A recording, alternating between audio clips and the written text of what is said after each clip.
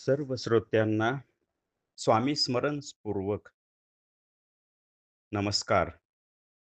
स्वामी विद्यानंद यांच्या भावार्थ रामायण संक्षिप्त या ग्रंथाच्या आधारे निर्माण झालेल्या मला भावलेले भावार्थ रामायण अर्थात आत्मपरायण या ग्रंथाची सिरीज आपण पाहत आहोत. आज बालकांडामधील अध्याय 6वा श्रीराम जन्म निरूपण प्रसंग. श्रीराम जन्म प्रकटन सामुद्रिक चिन्हे. ओम श्रीराम.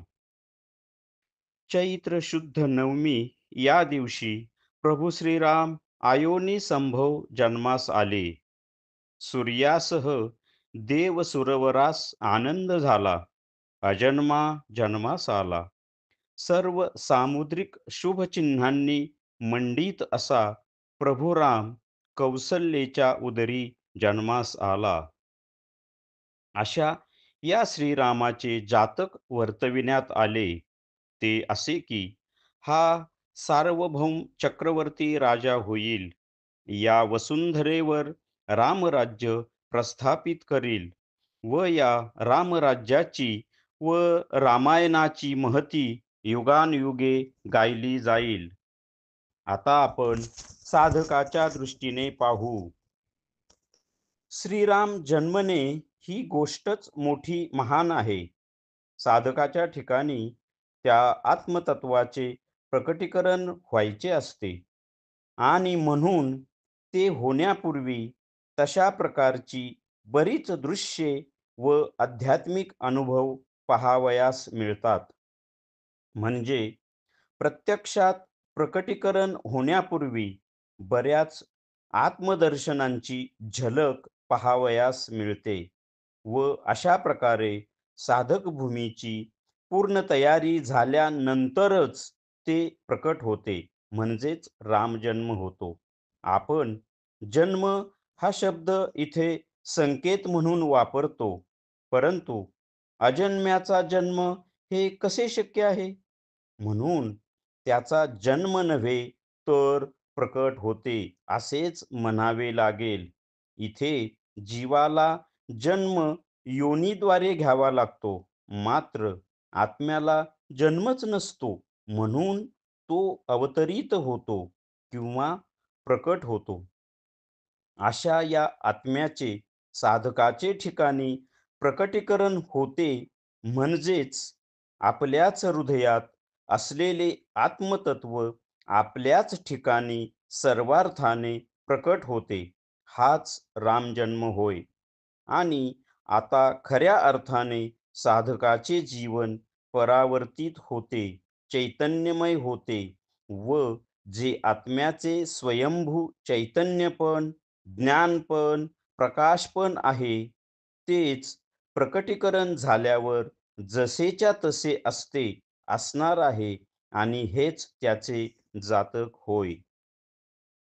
सुमित्रा प्रसूती आनंदोत्सव. सुमित्रेलाही पुत्र होतो, तोच लक्ष्मण. यांचाही जन्म आयोनी संभवच होतो. पुढे भरत व शत्रुघ्न यांचाही जन्म आयोनी संभवच होतो. आणि जणू हे 4 वेद व 4 मुक्त्या आहेत व ते दशरथास स्वानंदाचे भोजन देतात. आता आपण साधकाच्या दृष्टीने पाहू. साधकास आत्मस्थिती प्राप्त होते तेव्हा आत्म्याची जी गुण वैशिष्ट्ये आहेत ती आपोआपच प्राप्त होतात. ती म्हणजे ज्ञान, प्रकाश, शक्ती व आनंद. हे चारही एकत्वाने आत्म्याजवळ असतातच किंवा आत्म्याच्या ठिकाणी चारही मुक्ती असतातच आणि याचेच अनुभव साधक सातत्याने कमी जास्त प्रमाणात घेत राहतो. या अध्यायाचे सार म्हटले तर साधक आपल्या सद्गुरूंकडून अनुग्रहित झाल्यानंतर गुरुप्रणीत साधना तळमळीने, निष्ठेने व परखड अशी करत राहतो. कालांतराने त्याच्या ठिकाणी आत्म्याचे प्रकटीकरण किंवा अवतरण व्हायला सुरुवात होते. त्यामुळे त्याला ध्यानावस्थेमध्ये काही दर्शनांची झलक पाहावयास मिळते. हळू-हळू जशी साधना पुढे वाढत जाते, तसतसे त्याचे अनुभवही उच्च उच्च स्तरावरील यायला सुरुवात होतात. साधकाला त्याच्या ठिकाणी आत्मा अवतरित झाल्याचे जाणवायला लागते व आत्म्याचे चैतन्य, प्रकाश, ज्ञान, आनंद हे गुण हळू-हळू साधकामध्ये अवतरित व्हायला लागतात.